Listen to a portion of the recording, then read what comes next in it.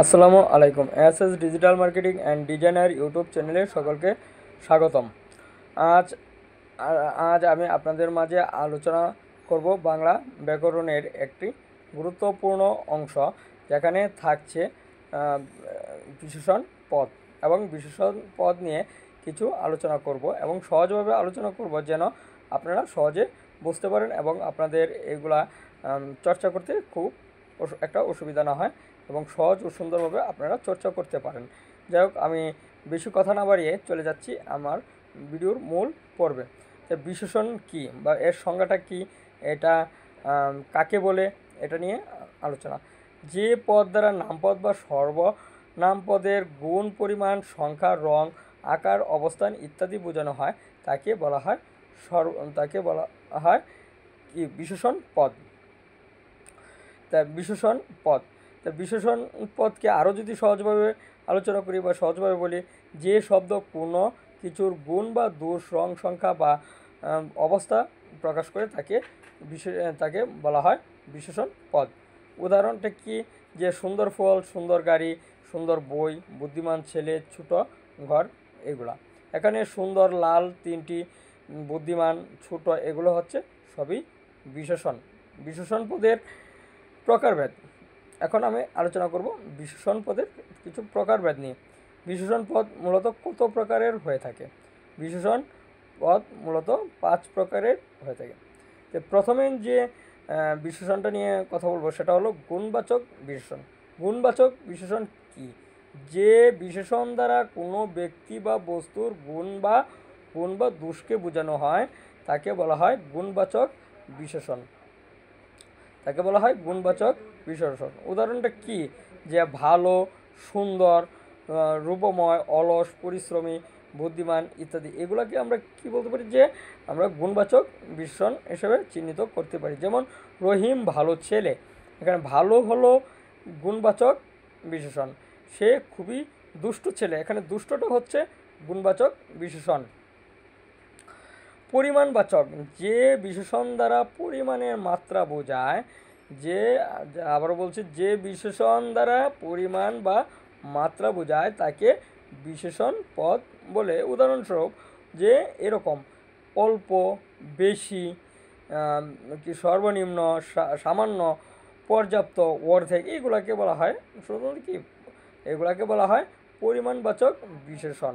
যেমন সে অল্প খাবার খায়, সে বেশি কথা বলে, এখানে অল্প, বেশি, এগুলো হচ্ছে পরিমাণবাচক। 3 নম্বর যে বিষয় সেটা হলো যে সংখ্যাবাচক বিশেষণ। যে বিশেষণ দ্বারা সংখ্যার পরিমাণের নির্দিষ্ট মান বোঝায় তাকে কি সংখ্যাবাচক বিশেষণ বলে। যে বিশেষণ দ্বারা সংখ্যার পরিমাণের নির্দিষ্ট মান বোঝায় তাকে সংখ্যাবাচক বিশেষণ বলে। এটা কি, যে 1, 2, 3, 4 এরকম, বা কয়েকটি, যেমন আমার 3টি কলম আছে, আমার কয়েকটি বই আছে, আমার কিছু সংখ্যক জিনিস আছে, এইগুলোকে বলা হয় যে পরিমাণবাচক বা সংখ্যাবাচক বিশেষণ। এখন 4 নম্বরে তাহলে কি আসলো, যে নামবাচক বিশেষণ। নামবাচক বিশেষণটা কি, যে বিশেষণ নামপদ থেকে গঠিত গুণ প্রকাশ করে। যে বিশেষণ নামপদ থেকে গঠিত হয়ে গুণ প্রকাশ করে। আবারও বলছি, যে বিশেষণ নামপদ থেকে গঠিত হয়ে গুণ প্রকাশ করে তাকে নামবাচক বিশেষণ বলে। উদাহরণস্বরূপ হলো শিশু সুলভ, শিশু থেকে। রাজকীয়, রাজা থেকে। শিশু সুলভ, শিশু থেকে। রাজকীয়, রাজা থেকে। সোনালি, সোনা থেকে। যেমন তার রাজকীয় পোশাক খুব সুন্দর, এখানে তার রাজকীয় পোশাক খুব সুন্দর। আশা করি বিষয়টা বুঝতে পেরেছেন। 5 নম্বর যদি বলি, যে কি, যে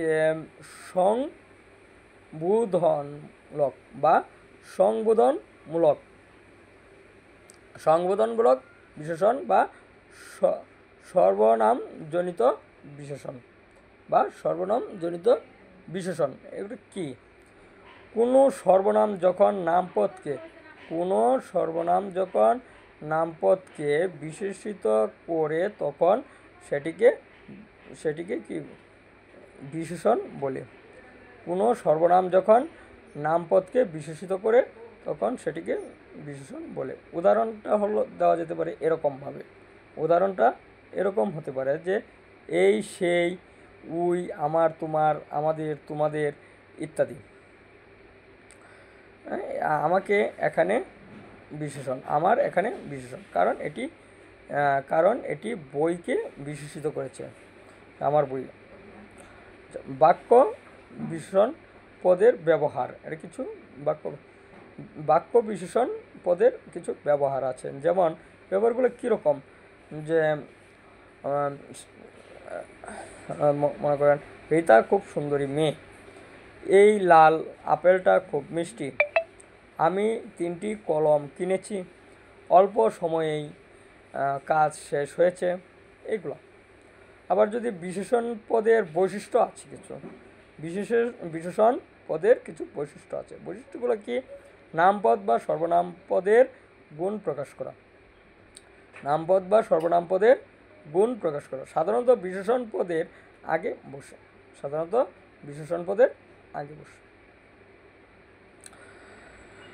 এর মাধ্যমে নামকে স্পষ্টভাবে চেনা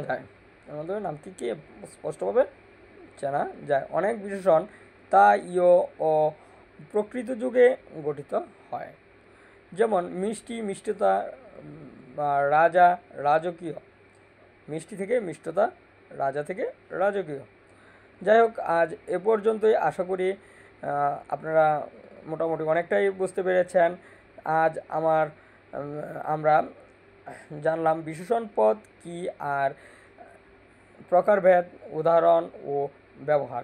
বিশেষণ ছাড়া কোনো বাক্য সম্পূর্ণভাবে গুণ বা বৈশিষ্ট্য প্রকাশ করতে পারে না। যাই হোক, আজ এ পর্যন্তই। বন্ধুরা, ভিডিওটি যদি ভালো লাগে তবে লাইক, কমেন্ট ও চ্যানেলটি সাবস্ক্রাইব করে পাশেই থাকবেন। পরবর্তী পর্বে আবারও দেখা হবে বাংলা ব্যাকরণ নিয়ে। ধন্যবাদ সকলকে। আশা করি সকলেই ভালো থাকবেন।